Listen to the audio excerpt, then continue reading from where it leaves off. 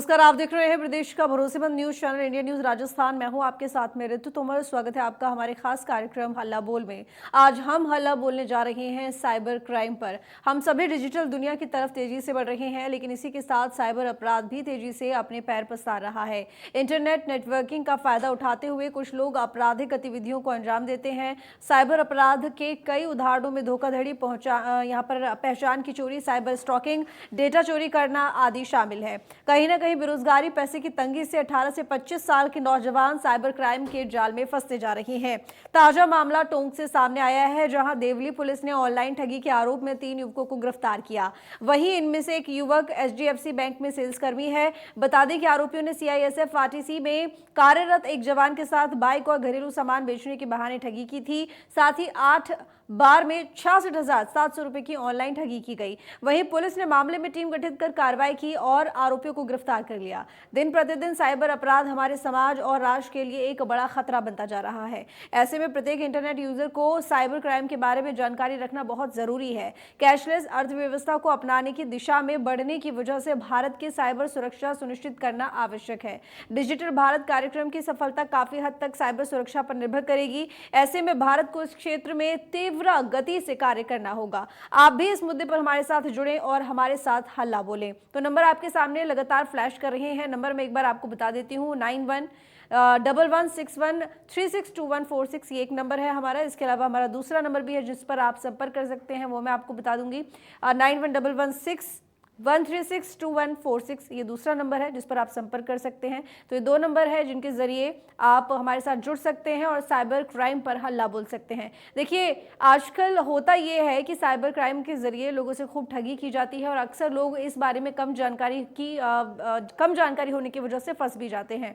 कभी कभी आपने देखा होगा कि आपके पास कॉल्स आते हैं जिसमें कहा जाता है कि अपना आधार कार्ड अपडेट करा लीजिए। कोई कहता है कि जो आपका एटीएम है वो ब्लॉक हो गया है, अगर आपको वो एक्टिव कराना है तो आप ये काम कीजिए। इस तरह के कई तरह के मैसेजेस आपके पास भी आते होंगे। जैसे कि आजकल अगर आप मैसेजेस की बात करें तो मैसेजेस को लेकर कई तरह के मैसेज आते हैं कि आपका जो बैंक अकाउंट है बंद हो जाएगा अगर आपने उसमें आधार कार्ड जमा नहीं किया या अपना बैंक अकाउंट में अपने डॉक्यूमेंट्स आपने नहीं लगाए। इस तरह की कई जानकारी होती हैं जिनसे रिलेटेड हमें ये लगता है कि वाकई में अगर हमने ये नहीं किया तो हमारा अकाउंट बंद हो जाएगा या हमारा आधार कार्ड काम नहीं करेगा। अगर हमने अपने पैन कार्ड की डिटेल नहीं दी तो शायद कुछ ऐसा हो जाए जिसकी वजह से हमें आगे परेशानी हो। लेकिन इन्हीं सब झांसों में हम फंसते हैं और अपने जो कमाई होती है वो गवा बैठते हैं। यानी कि होता ये है, हमें ये लगता है कि शायद हमारे अच्छे के लिए है लेकिन हो बुरा जाता है। तो ऐसे में बहुत ज़्यादा ज़रूरी यहाँ पर हो जाता है कि हम इस बारे में थोड़ा सतर्क रहें और ख़ुद को जागरूक भी रखें। हमें ये जानने की बहुत ज़्यादा ज़रूरत है। और अक्सर आपको बता दें कि बैंक्स की तरफ से भी कहा जाता है और साथ ही गवर्नमेंट की तरफ से भी ये बात लगातार कही जाती है जागरूक करने के लिए, आपको इन्फॉर्म करने के लिए कि इस तरह की कोई भी कॉल्स ना तो बैंक्स की तरफ से आती हैं ना ही आधार कार्ड की तरफ से आती हैं कि आपको कॉल करके कहा जाए कि भैया आपका आधार कार्ड है आप उसे अपडेट करा लो, या बैंक आपको कहे कि आपका अकाउंट बंद होने वाला है। इसलिए आपको इस तरह के झांसों में नहीं फंसना है। कभी कभी ऐसा होता है कि हम कोशिश ये करते हैं सेकेंड हैंड चीज़ खरीदने के चक्कर में कि हमें सस्ते में मिल रही है, क्यों ना हम ले लें। आपने देखा होगा कि कई ऐसी वेबसाइट होती हैं जिनके ज़रिए या फिर एफबी के ज़रिए, इस तरह के कई सोशल मीडिया प्लेटफॉर्म है जिनके ज़रिए हम सेकेंड हैंड चीज़ खरीदने की कोशिश करते हैं और हमें समझ में ये आता है कि ये चीज़ शायद हमें चीप रेट पर मिल रही है और हम आगे प्रोसेस करते जाते हैं, लेकिन होता कुछ और ही है। यानी कि हम खरीदने तो जाते हैं सस्ती चीज़ लेकिन उल्टा हमें नुकसान हो जाता है, क्योंकि हमें अपने ना जाने कितने पैसे इस चीज़ में गंवाने पड़ते हैं। और फिलहाल अभी हमने आपको यहाँ पर मामला बताया उसमें भी आपने सुना होगा कि एक युवक से 66,000 रुपए ठग लिए गए, वो भी 8 बार की ट्रांजैक्शन में। यानी कि किस तरह स्टेप बाय स्टेप की कभी आपकी प्रोसेसिंग फीस इतनी लगेगी, फिर इस बात को लेकर कि आप एक काम कीजिए पहले डाउन पेमेंट कर दीजिए। इस तरह से 8 बार में 66,000 रुपए ठग लिए गए। और इसी तरह से ना जाने कितने लोग ऐसे हैं जो कि इस तरह की ठगी का, ऑनलाइन फ्रॉड का शिकार हो जाते हैं। तो वाकई में अगर आपको इस तरह के फ्रॉड से बचकर रहना है तो सबसे पहले खुद को जागरूक करना होगा। आपको अपने इस जो भी ऑनलाइन अगर आप कुछ यूज़ कर रहे हैं या कोई भी डॉक्यूमेंट्स है, आपको ये कोई बात का ध्यान रखना होगा कि आपको कोई कॉल करके नहीं बताएगा खुद से। आखिर दूसरे व्यक्ति को कैसे पता कि भाई आपका ये चीज़ है और आपका अकाउंट बंद हो रहा है, आपका एटीएम काम नहीं कर रहा है, ना बैंक भी आपको खुद से कॉल नहीं करेगा। इसलिए इस बात का ध्यान दीजिए और कभी भी किसी के झांसे में ना आए। अगर आपको नहीं समझ में आ रहा है तो अपने घर में दूसरे लोगों से इस बारे में ज़रूर पूछें, ज़रूर बात करें, लेकिन खुद से इस तरह की चीज़ों में आगे बढ़ने से पहले 10 बार सोचें। अगर आपके साथ भी इस तरह की कोई भी कभी ठगी हुई है या फिर आपको लगा है कि आप यहाँ पर ठगते ठगते बच गए हो, यानी कि आपके साथ फ्रॉड होने वाला था ऑनलाइन लेकिन वो नहीं हो पाया क्योंकि आपकी जानकारी में चीज़ थी या आपको समझ में आ गया।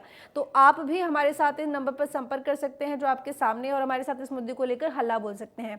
अपना एक्सपीरियंस शेयर कीजिए, इसके साथ ही ये भी बताइए कि किस तरीके से बचा जा सकता है इन चीज़ों से, साथ ही गवर्नमेंट और क्या कर सकती है। रही बात यहाँ पर प्रशासन की, गवर्नमेंट की, तो गवर्नमेंट को भी यहाँ पर कहीं ना कहीं इस तरह की क्लासेस या फिर इस तरह के जो कार्यक्रम है या अभियान कार्यक्रम है वो चलाने चाहिए कि लोगों को समझ में आए, या इस तरह के एड्स बनाए जो कि लोगों को बताएं कि भाई ऑनलाइन फ्रॉड में आपको नहीं फंसना है।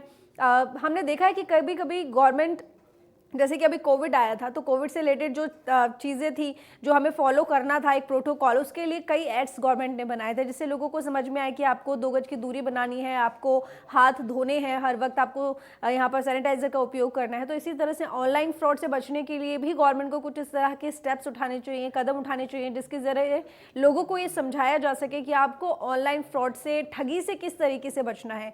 शायद लोग उससे ज़्यादा जागरूक हो। इस तरह की और भी कई उपाय हैं जिनको करने से शायद लोगों को ये समझ में आ जाए कि आपको ये काम नहीं करना है।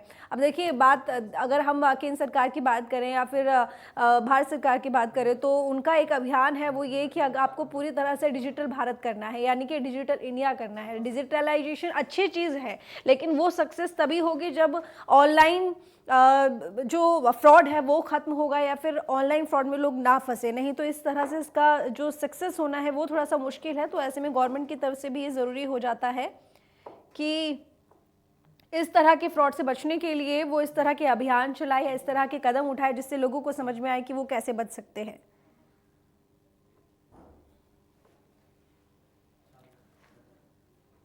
तो आप भी संपर्क कर सकते हैं नंबर पर जो आपके सामने फ्लैश हो रहे हैं, हमारे साथ जुड़ सकते हैं।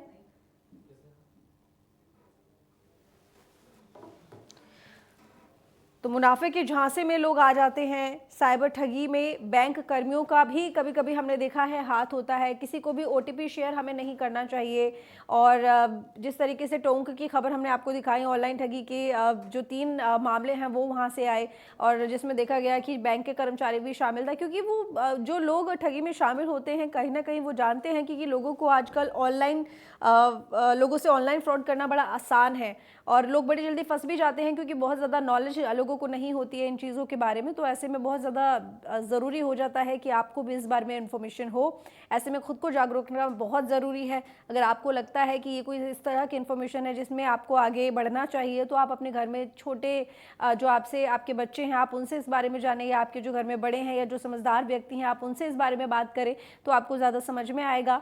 कभी कभी ऐसा होता है कि घर में जो बुज़ुर्ग लोग होते हैं उनको बहुत ज़्यादा नॉलेज इस चीज़ की नहीं होती है, तो जो ऑनलाइन फ्रॉड लोग होते हैं वो उनसे ज़्यादा इस तरह की चीज़ों में फ्रॉड कर लेते हैं, या वो इस तरह की जो चालबाजी होती है या फिर ऑनलाइन जो ठग होते हैं उनको ठग लेते हैं और उसका एक बड़ा नुकसान होता है क्योंकि एक बड़ी जमा पूंजी आपकी बैंक से निकाल ली जाती है। और उसके बाद होता यह है कि लोगों को इस बात की जानकारी भी नहीं होती कि आखिर आगे करना क्या है, यानी कि साइबर क्राइम के बारे में भी लोगों को नहीं पता होता है कि साइबर क्राइम के बारे में आगे अगर हम कंप्लेन कराएं तो हम कहाँ कराएं, हमारी किस तरीके से मदद होती है।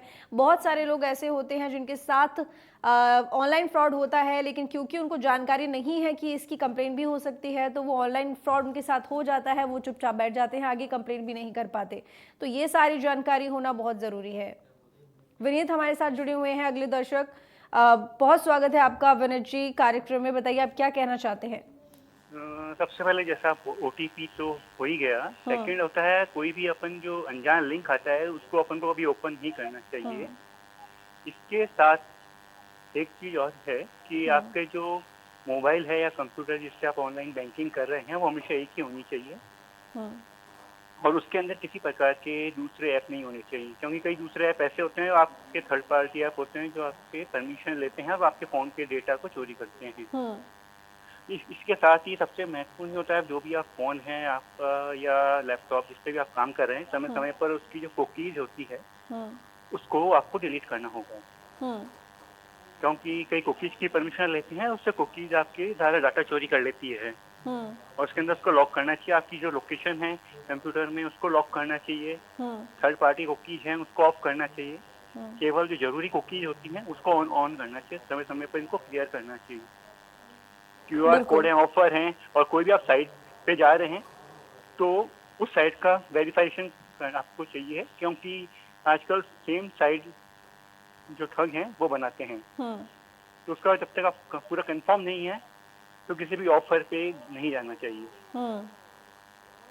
ठीक है, चलिए बहुत इम्पोर्टेंट जानकारी आपने हमारे दर्शकों के साथ में शेयर की है और वाकई में काफ़ी इंपॉर्टेंट जानकारी। बहुत शुक्रिया आपका कार्यक्रम में जुड़ने के लिए। देखिए, इस तरह की जानकारी आप भी शेयर कर सकते हैं, जिस तरीके से अभी इन्होंने बताया विनीत ने कि आपको इस बात का ध्यान रखना है कि आपके फ़ोन में इस तरह के अनवांटेड ऐप्स ना हो जिनके ज़रिए डाटा चोरी होने का खतरा है, या फिर जिस तरीके से उन्होंने कुकीज़ के बारे में बताया कि अगर आपके फ़ोन में, आपके लैपटॉप में वो आती हैं तो आपको समय समय पर डिलीट करना चाहिए। लोकेशन के बारे में जिस तरीके से उन्होंने शेयर किया कि उसके बारे में भी आपको ऐप्स में सेटिंग्स में जाकर प्राइवेसी लगानी चाहिए, सिक्योरिटी लगानी चाहिए। और देखिए, यही तरीके हैं जिनके ज़रिए हम ऑनलाइन फ्रॉड से बच सकते हैं, लेकिन इसके लिए जानकारी होना बेहद ज़रूरी है। अगर आपको जानकारी नहीं है तो सीखें, जानने की कोशिश करें, लेकिन ऑनलाइन फ्रॉड से बचें। और अगर नहीं समझ पा रहे हैं तो सबसे ज़रूरी बात यह है कि कुछ भी करने से पहले घर में जो भी समझदार व्यक्ति है, आसपास कोई भी समझदार व्यक्ति है, उससे पूछें, उससे जांचें। अगर आपके आसपास कोई नहीं है, आपके पास अचानक से कोई कॉल आता है, बड़ी ही जल्दबाजी में आपसे बात करने की वो कोशिश करता है कि आप जल्दी से ये बताइए कि आपका जो बैंक है वो बंद होने वाला है, आपके बैंक से इतने पैसे निकल गए हैं, आपको इस बारे में एक नंबर आएगा, OTP आएगा, आपको वो बताना होगा। तो आपको घबराना नहीं है। देखिए, बैंक भी वही हैं और बैंक वाले भी वही हैं। अगर आपको इस तरह के कॉल आते हैं, आप डर जाते हैं कि वाकई में आपका जो अमाउंट वो निकलने वाला है क्या, तो आपको घबराना नहीं है। थोड़ी देर शांत बैठिए। जब घर में कोई समझदार आ जाए, कोई समझदार व्यक्ति से आप बात कर लें, उसके बाद भी कोई आप इस बारे में सोचें या आगे कोई एक्शन लें। नहीं तो होता यही है कि हम डर जाते हैं और डर में हम ऐसा काम करते हैं कि हमारे पास OTP आता है, हम OTP बताते हैं, इसके बाद हमारे जो ऐप्स होते हैं वो हैक हो जाते हैं, या फिर होता यह है कि हमारे अकाउंट से पैसा चोरी हो जाता है, जिसकी एक बड़ी कीमत हमें यहाँ पर चुकानी पड़ जाती है और इसका एक बड़ा नुकसान भी हमें होता है। आपने कभी कभी देखा होगा कि बहुत सारे ऐसे केसेस भी आते हैं जिसमें आप ऑनलाइन बुकिंग करने वाले होते हैं या आप कोई टूर प्लान कर रहे होते हैं, किसी भी इस तरह की साइट से आप अपना टूर प्लान करने के बारे में सोच लेते हैं, आपको लगता है कि काफ़ी चीप रेट में ये चीज़ें हो रही हैं, इसलिए आप आगे बढ़ते हैं, लेकिन उसका एक बड़ा नुकसान आपको होता है और आपका जो बचा पैसा होता है, जिसके लिए आपने सेविंग कर रखी होती है, उसका होता ये है कि आपकी जो यहाँ पर जो सेविंग होती है वो ख़त्म हो जाती है और ऑनलाइन जो ठग होते हैं वो मालामाल हो जाते हैं, क्योंकि वो ये बात समझ जाते हैं कि शायद आपको जानकारी नहीं है। और कहीं ना कहीं देखिए, ये कमी हमारी ही होती है कि हम चीप रेट के चक्कर में किसी भी इस तरह की वेबसाइट पर चले जाते हैं जिसकी कोई ऑथेंटिसिटी नहीं होती है, या फिर जिसको कहीं ना कहीं जो वेरीफाइड नहीं होती है, और हम ये सोचते हैं कि भैया ये चीप रेट है, ये ऑथेंटिसिटी नहीं है और वेरीफाइड नहीं है, लेकिन सस्ती तो है, कोई बात नहीं, हम इसे करा लेते हैं, हमारा पैसा बच जाएगा। हम किसी ऐसी वेबसाइट पे जाएंगे जो बहुत ज़्यादा नामी है तो हमें लगता है कि बहुत महंगी है, लेकिन एक उसका बड़ा नुकसान होता है। तो साइबर क्राइम से अगर आपको बचना है तो आपको इस बात का ध्यान रखना है कि किसी भी ऑनलाइन फ्रॉड से बचने के लिए जानकारी बहुत ज़्यादा ज़रूरी है होना, और साथ ही आपको इन्फॉर्मेशन पूरी होनी चाहिए, आपको जागरूक होना चाहिए और हड़बड़ी में कुछ नहीं करना, जल्दबाजी में कुछ नहीं करना। बस कोशिश करें कि कुछ भी करने से पहले सोचें 10 बार कि क्या मैं ये जो कर रहा हूँ या कर रही हूँ ये ठीक है या नहीं, और लालच में ना आए, क्योंकि लालच के चक्कर में, मुनाफे के चक्कर में ही एक बड़ा नुकसान होता है। मनोज इस वक्त हमारे साथ जुड़े हुए हैं, अगले दर्शक। मनोज जी, स्वागत है आपका इंडियन न्यूज राजस्थान हल्ला बोल कार्यक्रम में। बताइए क्या कहना चाहते हैं आप? मैं ये कहना चाहता हूँ कि जैसे आज की तारीख में हर आदमी भारत का पढ़ा लिखा नहीं है। आज भी अपना पैसा मेहनत से कमा के बैंक में जमा कराता है। बिल्कुल। और ऐसे में क्या बैंक की कोई जिम्मेदारी नहीं बनती मैडम? तो हमारा कहना ये है कि अगर 5,000 से अगर रुपए की कोई अगर लेन देन होती है ऑनलाइन, तो बैंक को कम से कम उस जो बैंक का अकाउंटर है, जिसका बैंक में खाता है, उसको एक बार सूचना करनी चाहिए, ताकि उससे उसको पता लग जाए। हाँ, 5,000 से कम तक की अगर बहुत ठगी हो जाती है तो कोई फर्क नहीं पड़ता है, लेकिन हजारों में, लाखों में अगर ठगी होती है तो फिर ये थोड़ी सी लायबिलिटीज बैंक की हो जाती है। इसमें कुछ अगर आपकी भी राय हो तो संतुष्ट है मुझसे। बिल्कुल बिल्कुल, देखिए ठीक है, आपने एक बात बिल्कुल सही कही मनोज यहाँ पर। मनोज जी की हमारे यहाँ पर भारत की अगर हम बात करें, बहुत सा एक बड़ा वर्ग ऐसा है जिसको शायद इस बारे में बहुत कम जानकारी है, या फिर यूं कहें कि इतना पढ़ा लिखा नहीं है।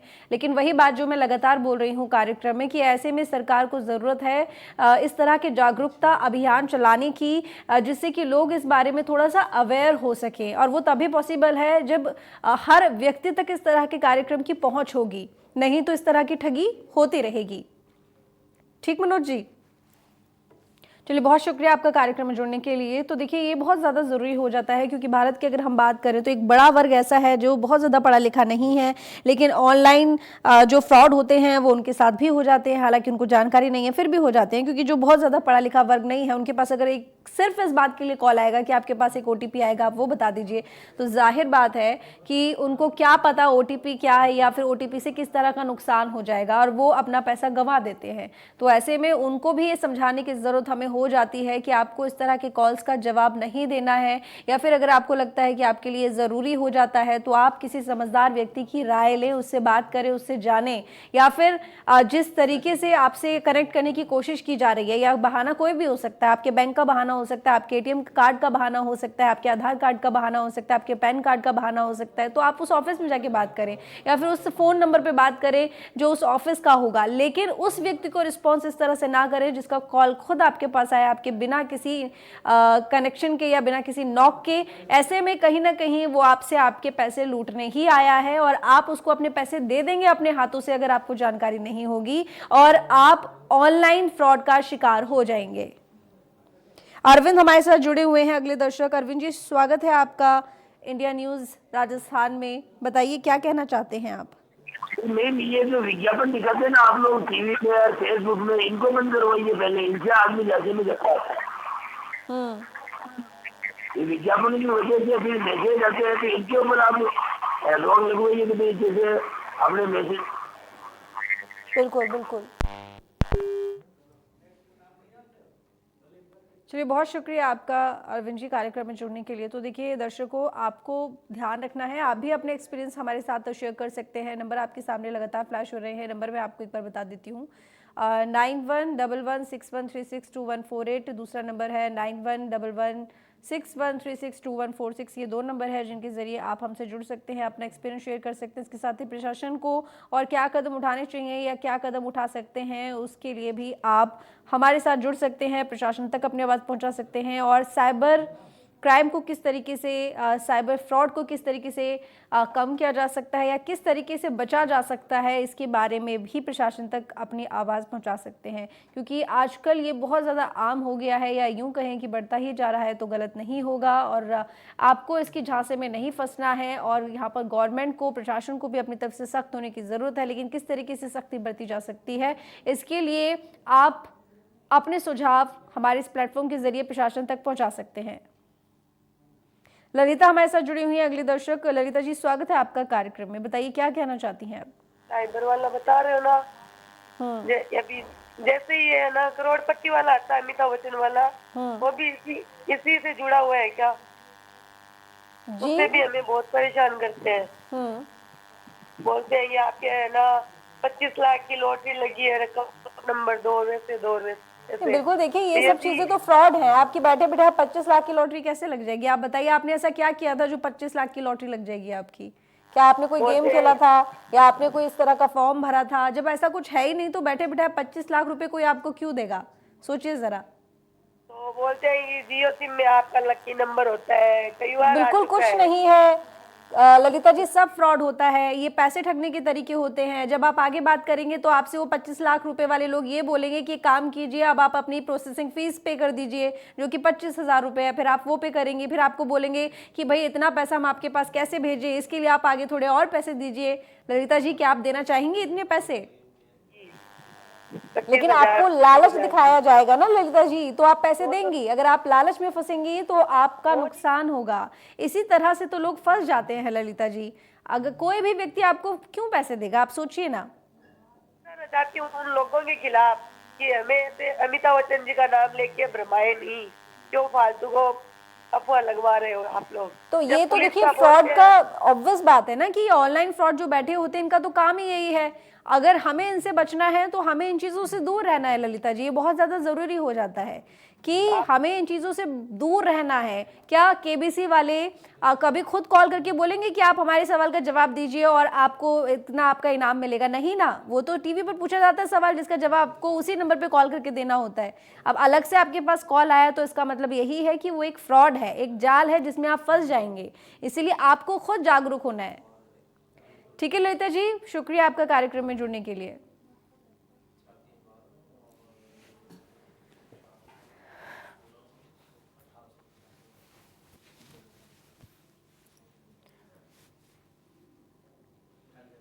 तो देखिए, ठगी की ऑनलाइन साजिशों से बचने के लिए बहुत ज़्यादा ज़रूरी है हमारा खुद का जागरूक होना, और इसके लिए ज़रूरी ये हो जाता है कि हमारे आसपास के जो भी लोग हैं या जो भी लोग ऑनलाइन चीज़ों का इस्तेमाल करते हैं वो खुद को जागरूक रखें और जानकारी अपने पास में रखें। तो हल्ला बोल में बस आज इतना ही। देखते रहिए इंडिया न्यूज़ राजस्थान।